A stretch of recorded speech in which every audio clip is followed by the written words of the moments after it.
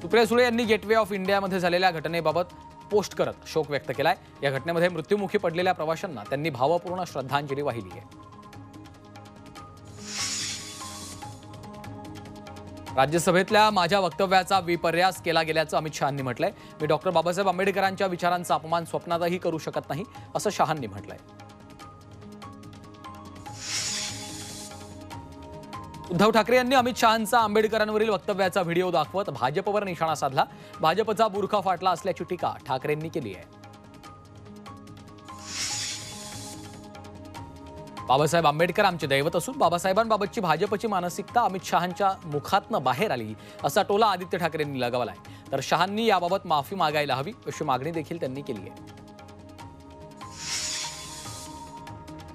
केंद्रीय मंत्री अमित शहा यांनी डॉक्टर बाबासाहेब आंबेडकर यांचा अपमान केल्याप्रकरणी महाविकास आघाडी आक्रमक झाली आहे। उद्या सकाळी 10 वाजता नागपूरच्या संविधान चौकात महाविकास आघाडी आंदोलन करणार आहे।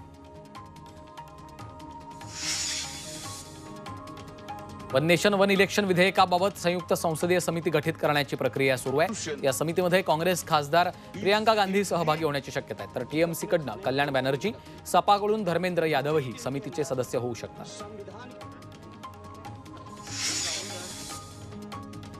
एक देश एक निवडणुकीमुळे देशात हुकुमशाही येणार अशी टीका प्रकाश आंबेडकरांनी केंद्र सरकारवर केली आहे। मतदारांना पाहिजे तेव्हा निवडणूक व्हायला पाहिजे असंही आंबेडकर म्हणाले आहेत। विधान परिषद सभापती निवडणुकीवरून उपमुख्यमंत्री एकनाथ शिंदे नाराज असल्याच्या चर्चा आहेत। उपसभापती नीलम गोऱ्हे यांना सभापती करण्यासाठी एकनाथ शिंदे प्रयत्नशील होते, मात्र भाजपनं राम शिंदेंचं नाव घोषित केल्यामुळे एकनाथ शिंदे नाराज झाल्याची माहिती आहे।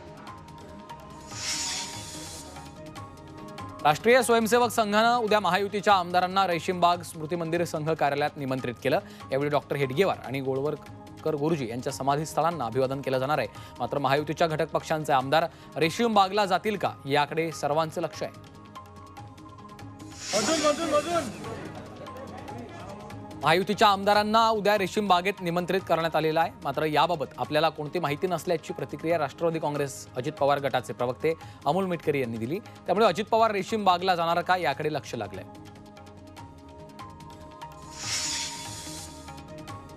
छगन भुजबळ यांनी कार्यकर्ता मेळाव्यात एक है तो सेफ हैचा नारा दिला। हम एक है तो सेफ है असं मोठं विधान भुजबळांनी केलं। मंत्रिपद न मिळाल्यानंतर भुजबळांनी नाराजी व्यक्त करत नाशिकमध्ये समर्थकांच्या उपस्थितीमध्ये संघर्ष सभा घेतली। आपण मराठा विरोधी नाही हे लक्षात घेतलं पाहिजे, मात्र आमच्यावर कुरघोडी करणाऱ्यांच्या विरोधात आम्ही उभं राहणार असल्याचं छगन भुजबळांनी स्पष्ट केलंय। छगन भुजबळांना सोबत घेऊन आणखी चांगल्या पद्धतीनं काम करू असं वक्तव्य राष्ट्रवादीच्या नेत्या रुपाली चाकणकर यांनी केलंय। तर राष्ट्रवादीचं कुटुंब एकत्र असल्याचं त्यांनी म्हटलंय। छगन भुजबळांच्या कार्यकर्त्यांनी अजित पवारांच्या विरोधात केलेल्या आंदोलनावर रुपाली चाकणकर यांनी नाराजी व्यक्त केली आहे। अजित पवारांच्या फोटोला जोडे मारले हे चुकीचं असल्याचं त्यांनी म्हटलं। तर अशा कार्यकर्त्यांना समीर भुजबळांनी समज दिल्याचं चाकणकर यांनी म्हटलेलं आहे।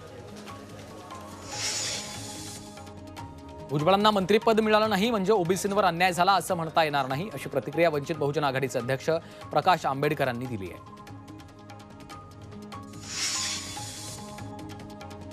हिवाळी अधिवेशनाचा कालावधी वाढणार नसून 21 डिसेंबरलाच अधिवेशन गुंडाळलं जाणार आहे। कामकाज सल्लागार समितीच्या बैठकीमध्ये हा निर्णय झालाय। तर विदर्भ आणि मराठवाड्यावर 2 दिवस विशेष चर्चा घेण्याचा प्रस्ताव विरोधकांनी दिला, तर सत्ताधाऱ्यांनी याच कालावधीमध्ये चर्चा घडवण्याचं आश्वासनही दिलंय। शिवसेनेला नगर विकास आणि पर्यटन ही अतिरिक्त खाती मिळणार आहेत अशी माहिती सूत्रांनी दिली आहे। तर शिवसेनेला 2 खात्यांच्या बदल्यात उत्पादन शुल्क खातं सोडावं लागणार आहे अशी माहिती मिळाली आहे। शिवसेनेकडे असलेली इतर खाती मात्र तशीच असणार आहेत। माझ्या वाट्याला जे खातं येईल ते खातं मी स्वीकारेल अशी प्रतिक्रिया शिवसेनेचे नेते भरत गोगावले यांनी दिली आहे। तर याबाबत उपमुख्यमंत्री एकनाथ शिंदे ठरवतील असंही गोगावले यांनी म्हटलेलं आहे। रुपाली चाकणकरांनी खाते वाटपावर प्रतिक्रिया दिली आहे। निवडून आलेल्या आमदारांची संख्या मोठी असल्यानं प्रत्येकाला विश्वासात घेऊन निर्णय घेतले जातात असं त्यांनी म्हटलंय।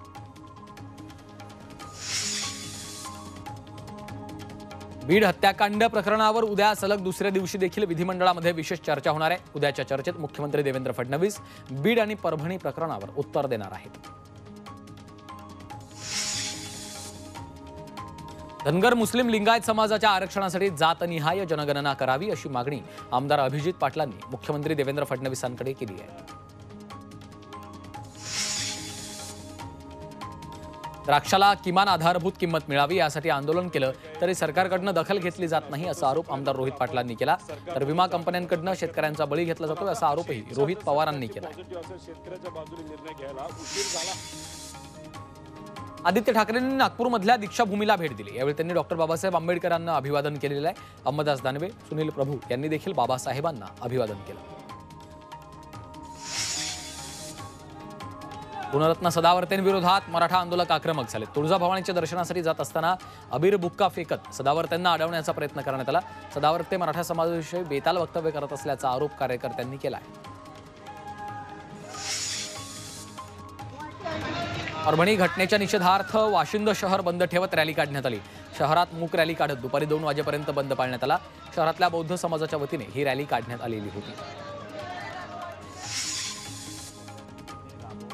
बीडमधील संतोष देशमुख हत्येप्रकरणी दोषींना शिक्षा व्हायला पाहिजे अशी मागणी प्रकाश आंबेडकरांनी केली आहे. तर संबंधित प्रकरण शासनानं राजकीय दृष्टिकोनातून न बघता कायदा सुव्यवस्थेच्या दृष्टिकोनातून पाहावं असंही आंबेडकर म्हणाले आहेत. उत्तर प्रदेशचे मुख्यमंत्री योगी आदित्यनाथ यांना जीवे मारण्याची धमकी दिल्याप्रकरणी धमकी देणाऱ्याला दिल्लीच्या शाहीन बागमधून अटक करण्यात आली आहे. आरोपी शेख अताउल हा बांगलादेशचा रहिवासी आहे. दिल्लीमधील वृद्धांसाठी अरविंद केजरीवालांनी मोठी घोषणा केली आहे. 60 वर्षांवरील वृद्धांसाठी मोफत उपचाराची घोषणा केली. याला संजीवनी योजना हे नाव देण्यात आलंय.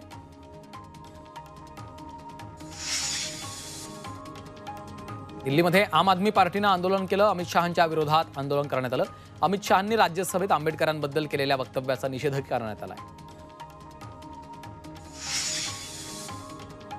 लखनौमध्ये काँग्रेसनं योगी सरकारच्या विरोधात निदर्शनं केली आहेत. विधानसभेला घेराव घालताना आंदोलक आणि पोलिसांमध्ये झटापट झाली होती. यावेळी काँग्रेसच्या काही कार्यकर्त्यांना पोलिसांनी ताब्यात घेतलं होतं. यूपीच्या मेरठमधील मुस्लिम बहुल भागात 42 वर्ष जुनं मंदिर सापडलेलं आहे. हे बंद मंदिर उघडण्याचं आवाहन हिंदू भाविकांनी केलं आहे.